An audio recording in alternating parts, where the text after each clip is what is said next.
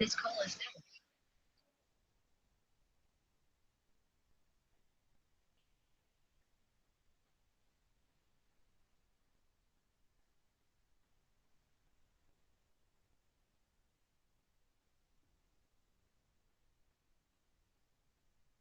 So I'll wait for one more minute and then I'll start my presentation.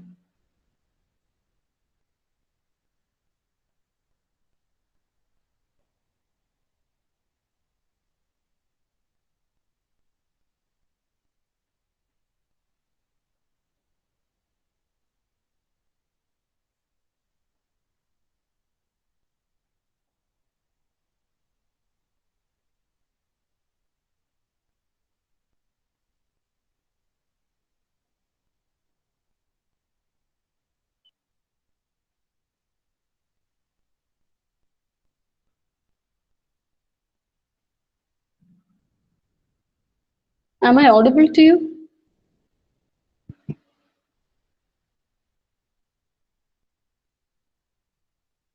Hello?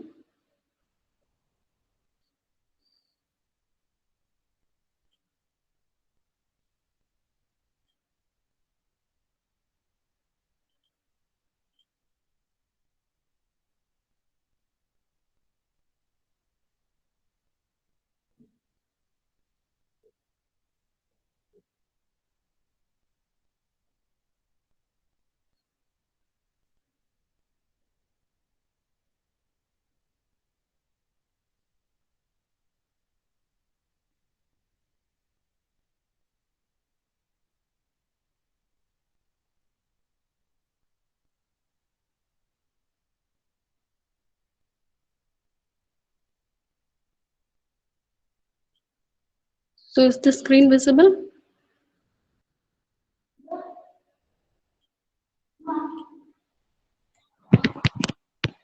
Is the screen visible? Okay, okay, thank you.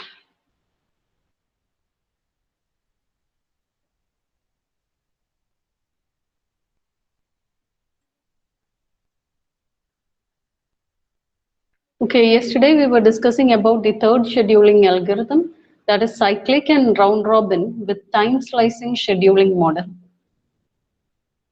So what is cyclic scheduling? Now, let us say you had seen or you had studied it in operating system earlier also. A cyclic scheduler, it is just like the round robin algorithm where we can repeat the process.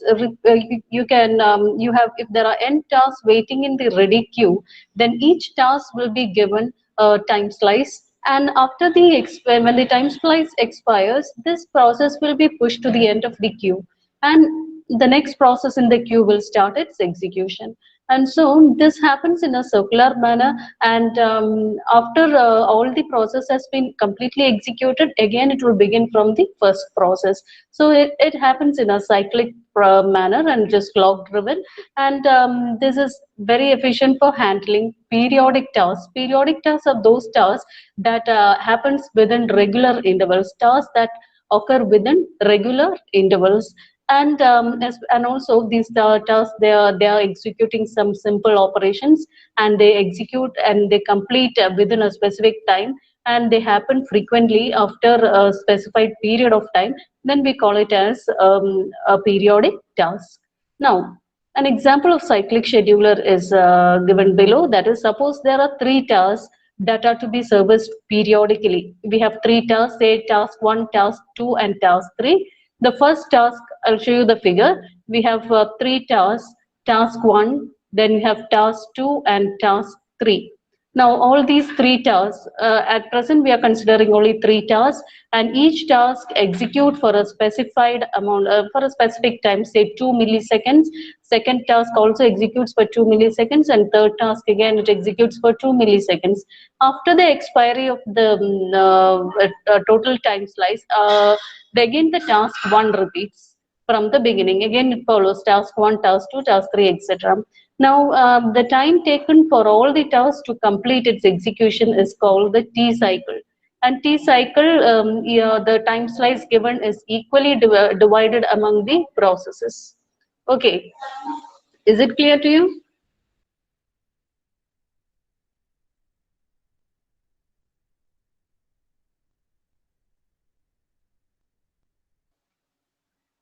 Hello, can you hear me?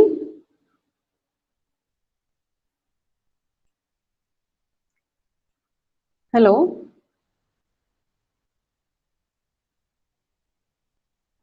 am I audible to you?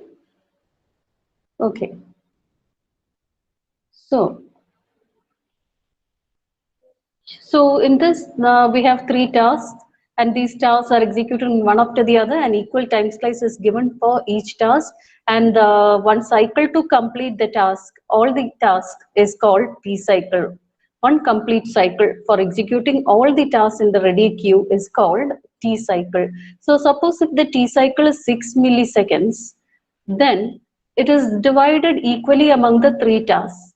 So each task gets 2 milliseconds. And after the expiry of 2 milliseconds, task 1 is preempted and task 2 will begin. And again, after 2 milliseconds, task 2 is preempted and task 3 begin. And this goes on in a cyclic manner. And that is what is shown in the figure. After every T cycle, all the tasks in the queue gets completed.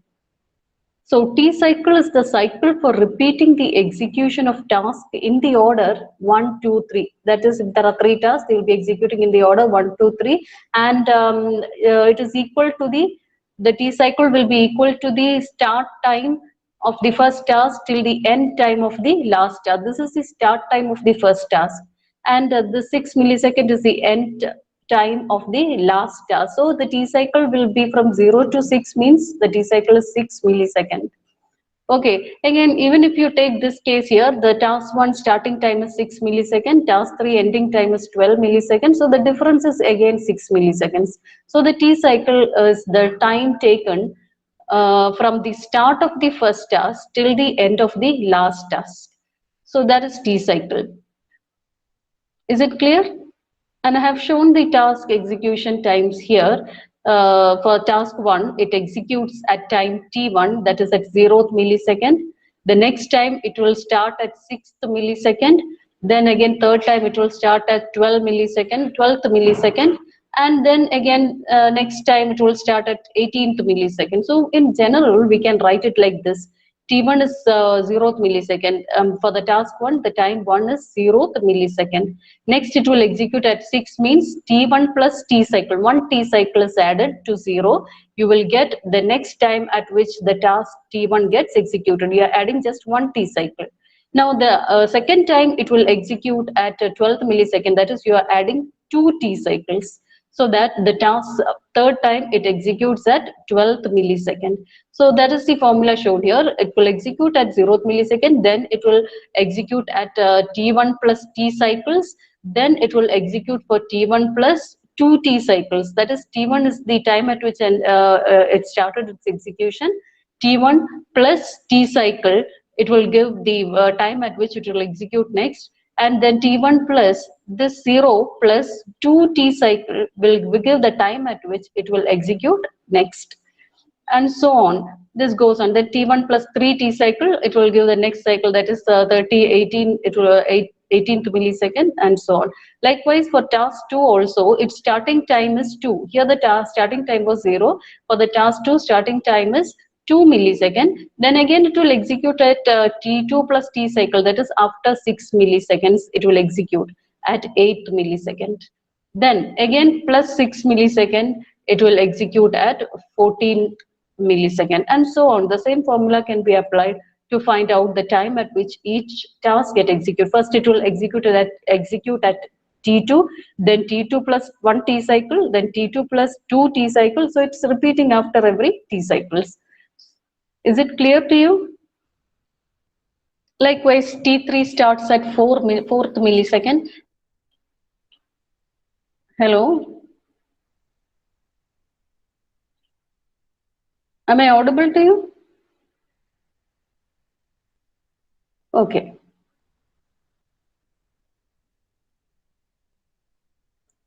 So likewise, each task, depending on its time, if T3 starts at 4th millisecond, then adding the T cycle, you will get 6 millisecond to 4, you will get 10. So T3 next execute at 10th millisecond. Then again, you are adding 6 millisecond, the T cycle to 10. that is 2 T cycles. From the beginning, you are adding 2 T cycles. From 4, you have 2 T cycles added, and then you will get the 16th millisecond, the time at which next T3 gets executed. So this goes on in a cyclic manner, and each process has equal time slice allotted. Okay, so that is about T cycles. And now we are going to round robin scheduling model. And round robin, it is again a clock driven preemptive model. We call it as preemptive because here, after the execution of task T1, it is preempted. And even though if it is incomplete, it is preempted. And then the next task starts its execution. And it is again loaded into memory when its time slice arrives. So, in round robin, it is a preemptive scheduling model, and here task runs in a cyclic queue. That's what we said earlier, that list is a that queue is a cyclic queue, and here there will be n number of tasks. If there are n tasks in the queue, then the time slice, you can calculate time slice. Time slice is fixed, and that is if the T cycle is known, you can divide a T cycle by the number of process, you will get the time slice. Just look at this figure. The T cycle here is 6 milliseconds. As you know, 0 to 6, one T cycle is from here till here, and that is 6 milliseconds. And we know there are 3 processes. So T cycle divided by the number of processes, that is 6 divided by 3. We have 3 processes here, 1, 2, and 3. So the T cycle divided by T cycle is 6 milliseconds. So T cycle divided by 3, you will get 2, and that is the time taken for execution of each task in the queue. So if there are n tasks, then the time slice for the task is given by T cycle divided by the number of tasks. Is it clear? Is it clear to you? Okay. So T cycle, the total, the T slice is the time taken for each task to execute, and that will be equal to the total T cycle divided by the number of processes. The entire T cycle is divided equally among n processes. Then it is the most widely used model in traditional operating system, and here there is no insertion or deletion into a queue or a list. If a queue is used or whether a list is used, there is no insertion or deletion into the queue. If there are n tasks ready to be executed, with the n tasks, the algorithm, the scheduler proceeds. Then the programming model for it is shown below. In RTOS, how it is done in RTOS, that is starting the round robin time slice scheduler is called, and this scheduler will run. When RTOS calls the scheduler, this scheduler will run, and it will send all the tasks, ready tasks, into a message queue. The scheduler will put or insert all the tasks that are ready to be executed into a ready queue. So these are the messages for ready. These are the tasks that are ready to be executed. And then once all the tasks, when the scheduler completes its execution, these tasks will be executed one by one. So the first task, the context switching happens to the first task, and the task when task 1 is executed for some particular time, it switches to task 2. When task 2 is again executed for a particular time, it switches to task n, and so on. And at the next T cycle, it will again go to the next task. This goes on in a cyclic manner. So when as it goes through a cyclic process, some tasks may complete earlier. Suppose task 1 during the next T cycle, it may complete first. Then the task 2 and task 3, etc. task n will be going on in a cyclic manner. There, in between, task can complete its execution. In that case, that will be removed, and the remaining tasks will execute in a cyclic manner. So, and here we can see the program counter, how the program counter switches between the different tasks.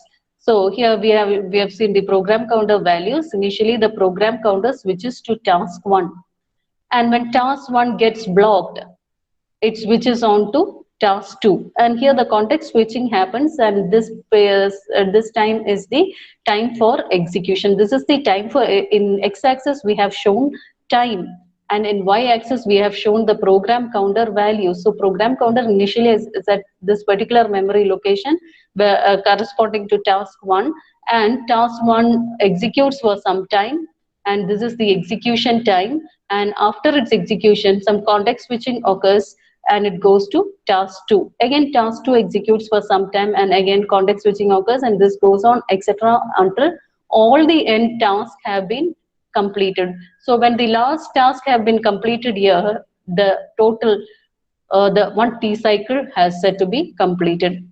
So we wrote a formula earlier, isn't it? T cycle divided by n is the T slice.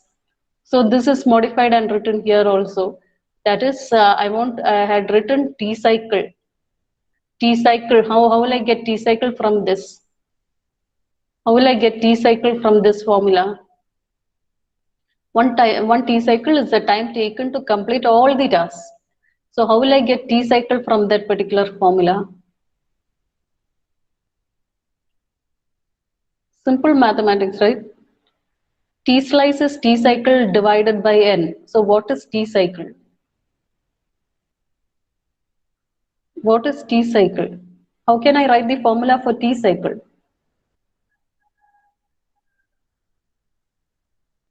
Hello?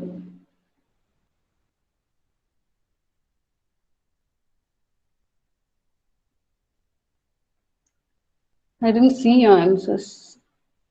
Okay, T slice into multiply with n, that's all. T slice into n. And that is shown in this figure. Instead of writing T cycle, it's written as, the formula is written here, n into T slice. So this is one cycle has been completed here, that is T cycle. And again it repeats, the next T cycle starts. Again it will go from task 1 to task n. And task 1 gets blocked, then goes to task 2. After when it is blocked, it goes to task 3 and so on. And here we can see two kinds of shaded regions. One is horizontal and then there is the slanting. Now this horizontal lines, shaded region, it shows the waiting period for the scheduler to switch. So, an interrupt should happen to start the next T cycle. So it is the interrupt waiting time. The horizontal lines, shaded lines, shows the interrupt waiting time, and the slanted lines shows shaded lines, they shows context switching to a new process. So once the interrupt occurs, the first task again starts its execution. So in RTOS, everything is in response to interrupt.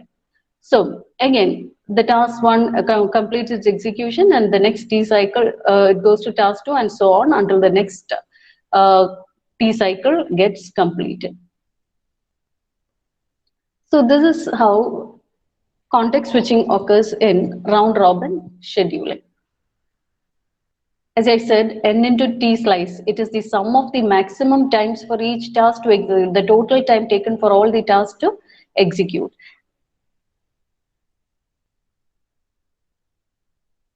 So another point to be noted here is that the T cycle, it should not exceed the deadline. So it should be shorter than the deadline for the task. If it exceeds the deadline, then the task may not be able to meet its deadline. Now, an example of this is shown below. Just go through the example. So here, this example deals with around 5 tasks. And what each task does is, task C1, that is, I'll just name it as task C1 or T1 as you wish, and the first task is named here as C1, and this task, it checks a message at port A every millisecond. So the task 1 will check the port A at every millisecond, and whenever a message arrives, the task 2, it reads the port A and puts the message in a message queue. So that is the second task. Task 1 checks whether a message has arrived in port A, and this checking operation is done every 20 milliseconds. And then if a message arrives at port A, then task 2, it will read the port A and it will put that particular message into a message queue. Read the data from port A and put it into a message queue. Then the third task, what it does is, it will decrypt the message that has been put into the message queue. After decryption, it will encode them. The task 4 will encode the message which is in the queue. And then task 5, it will transmit the encoded message from the queue to port B. So these are the 5 tasks that are to be executed in a cyclic manner. Is it clear? Is it clear to you?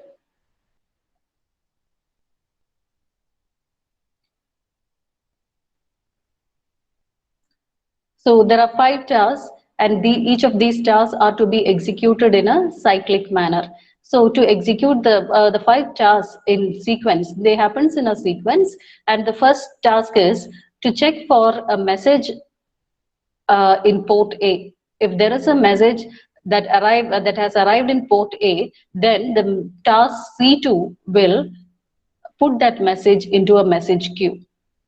After, when task C2 had put it into a message queue, task C3 will decrypt the message, task C4 will encode the message, and task C5 will transmit the message. This is the sequence in which these tasks should execute. That is, check for a message, read the message, decrypt the message, encode the message, and transmit the message.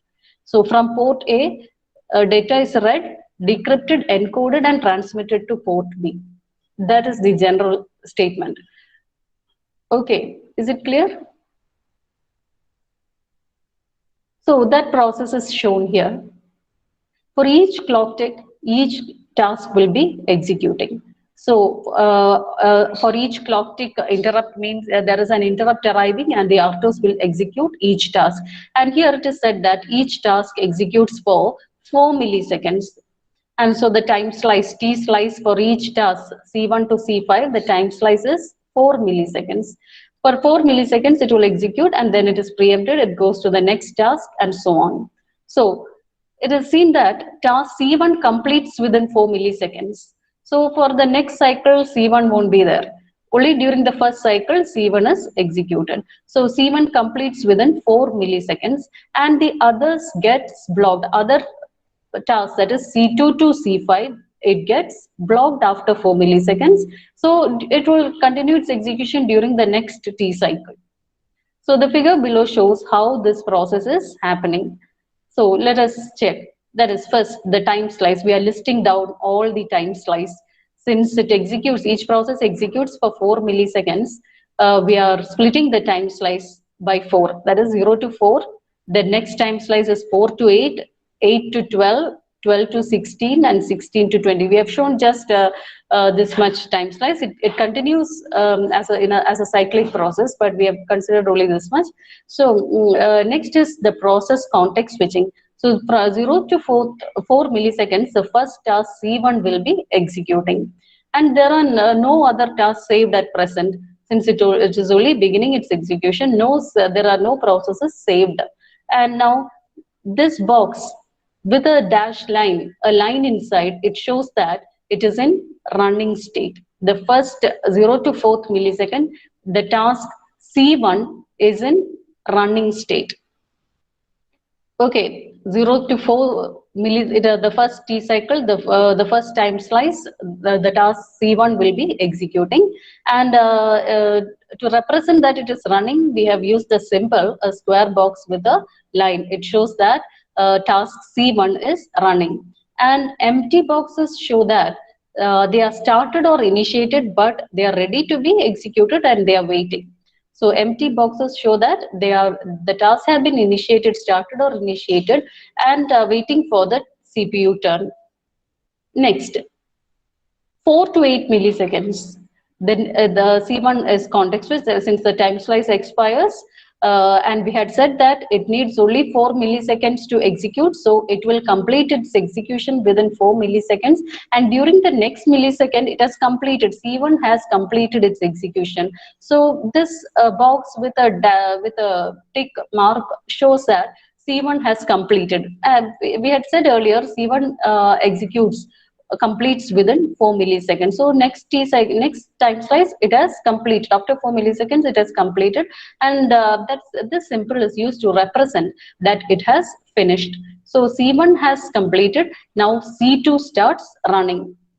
Okay, during 4 to 8 milliseconds, C1 has completed and C2 has started execution. So running state is denoted like this. C2 is running and all the others are waiting. Is it clear to you? Is it clear to you, that figure? Okay. So now the time slice expires and it goes to the next time slice, 8 to 12 milliseconds. The third task C3 will be executed, and before when the task switches to C3, here this C2 has not been completed in the previous T slice, so it has to be saved. So when C3 is executing, C2 is saved. That is, the saved context is C2. C2 didn't complete its execution, so it must be saved. And C1 has already completed during 8 to 12 milliseconds. C2 is not completed, or it is blocked, so the blocked symbol is written as a question mark, blocked. And after saving the contents have been saved and it is now blocked. Since it hasn't completed its execution, its content is saved, and it is task C2's content has been saved and it has been blocked. And then the third T cycle, task 3, is in execution. Task C3 has started its execution. Is it clear? So from 8 to 12 milliseconds, C1 has been completed, C2 has been blocked, and C3 has started its execution. Now again, C3 has not completed within this time slice, so again it goes to blocked state. So from 12 to 16th millisecond, task T4 will be executing, and since T3 didn't complete this time during its time slice, it has to be saved. So along with C2, C3 also is saved, and then C1 has completed, C2 has been blocked, C3 also has been blocked, and C4 starts its execution. That is in 12 to 16th millisecond. Then again, C4 also was not completed during its time slice, so it has to be saved during the next T slice. So from 16 to 20 milliseconds, task C5 starts its execution. The C2, C3 and C4 was also incomplete, so it will also be saved. So C2, C3 and C4, they were incomplete during the previous T slice, so they are saved. And C1 has completed its execution, but C2, C3 and C4, they are incomplete, and so they have been blocked, and so this symbol shows that C2, C3 and C4 has been blocked, and C5 had started its execution. And this goes on in a cyclic manner. During the next T cycle, C1 has been completed, so we put a tick mark, and the other. Suppose during the second T cycle, if C2 completes, then here again we will put a tick mark here in a box. This goes on in a cyclic manner. Is it clear? Is it clear to you? Okay. If you have any doubts, you can ask. So that is what is happening in cyclic scheduling, and it applies round robin scheduling because the tasks are repeated after each time slice, after each T cycle. Okay, so that is cyclic scheduling, cyclic round robin scheduling. Then we are going on to the next one, preemptive scheduling. All these scheduling algorithms I think you had studied. Preemptive scheduling. Did you study about calculating the turnaround time, average waiting time, etc. in operating system? Okay, for shortest job for scheduling, for priority scheduling, different kinds of scheduling, you might have calculated the average waiting time, average turnaround time, etc. Isn't it? Okay, so most probably those questions, once it was asked for university question, so I will just give some examples and you have to solve that question. Okay, is it clear? Okay,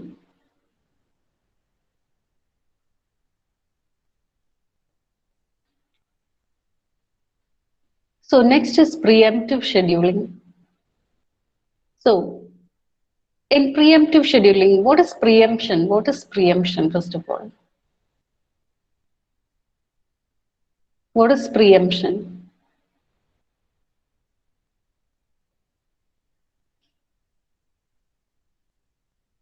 Preemption means preemptive and non-preemptive scheduling is there in OS, isn't it? What is preemptive scheduling? What is non-preemptive scheduling?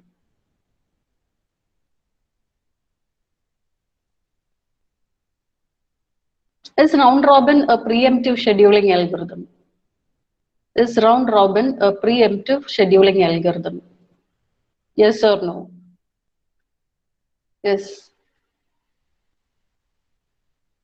Leave the CPU. Okay. Round robin is not a time. Okay. Why isn't Sriraj? Why you say it is not a preemptive scheduling algorithm?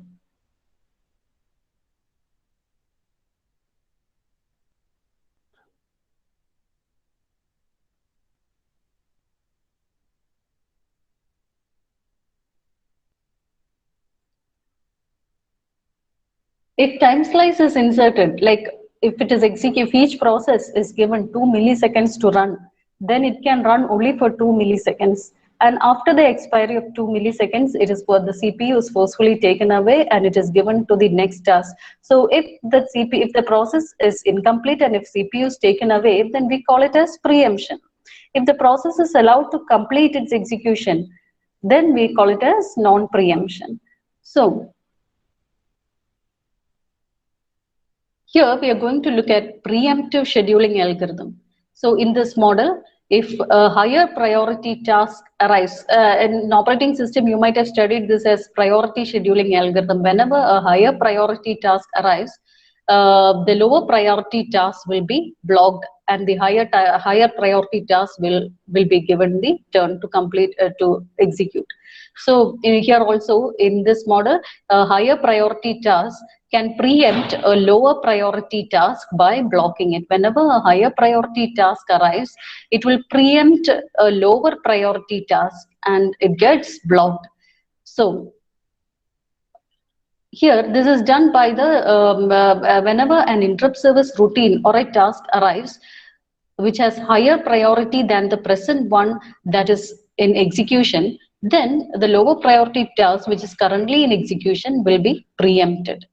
And the higher priority task is the higher priority ISR gets executed. So this is done by the preemptive RTOS preemptive scheduler.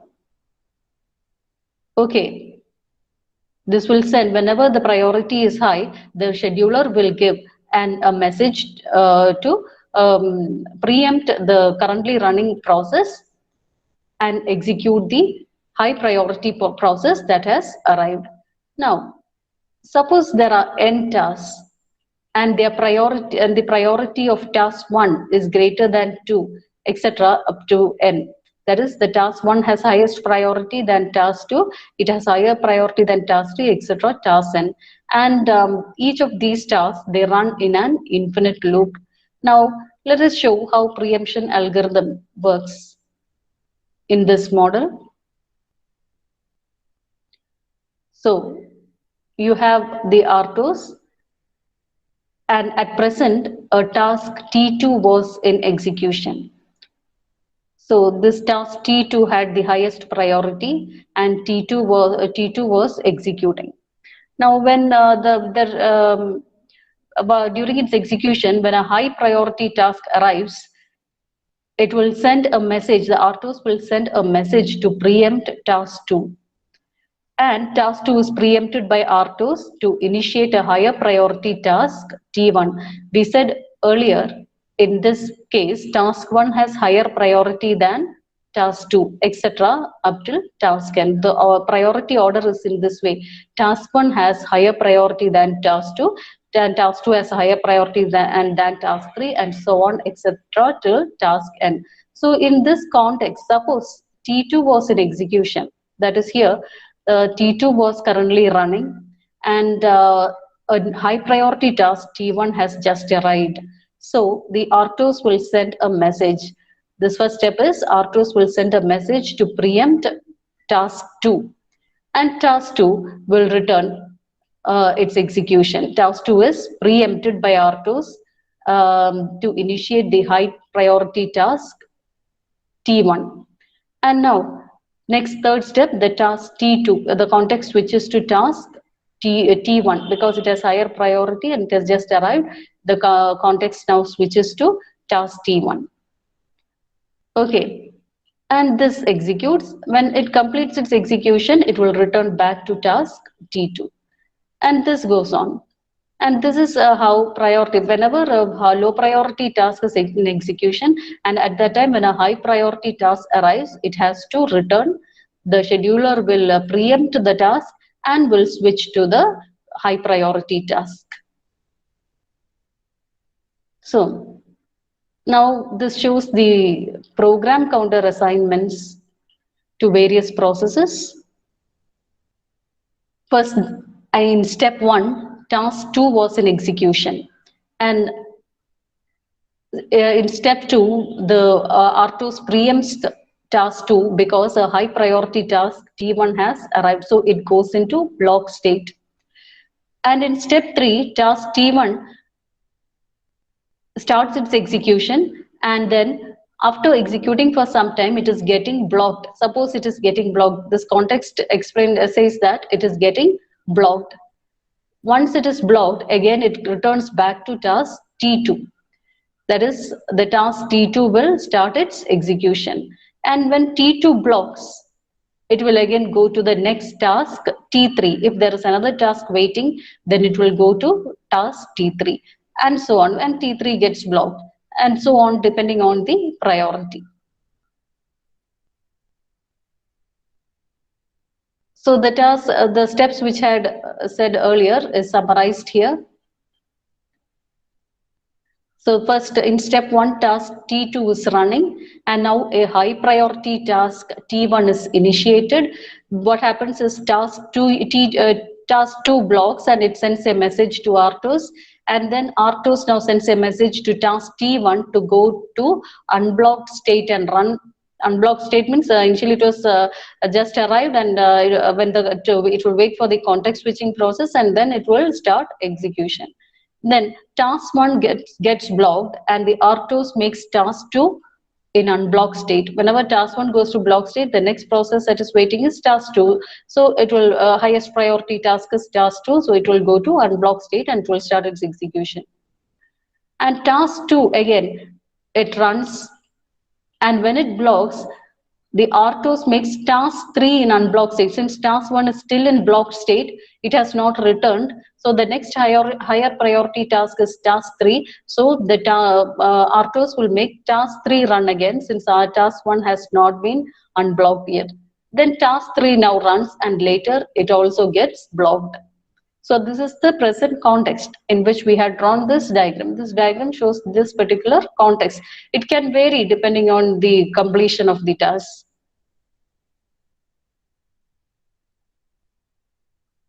So we had set an example earlier, that is checking for a message at port A, read the value port A, decrypt, encode and transmit the message. The same can be applied to this example also. So I'll explain it in the next class. Okay.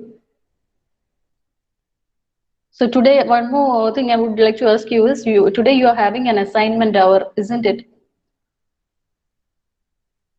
I need 2 assignment hours to complete my portion. So next week's 2, I think I will get 2 more assignment hours. Those 2 assignment hours will be converted to class hours. Okay. Is it clear? If my portions are not getting completed, I will take those assignment, I will convert those assignment hours to theory hours. Okay. Okay.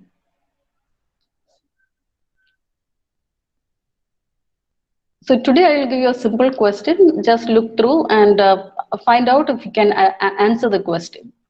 And just give me the answer at the end, okay?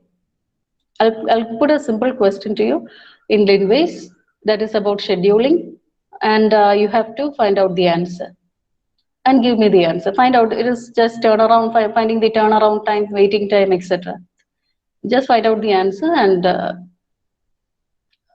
give the answer in through Linways. So you may take your attendance now.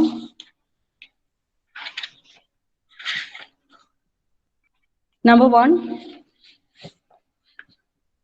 2, 3, 5, 5,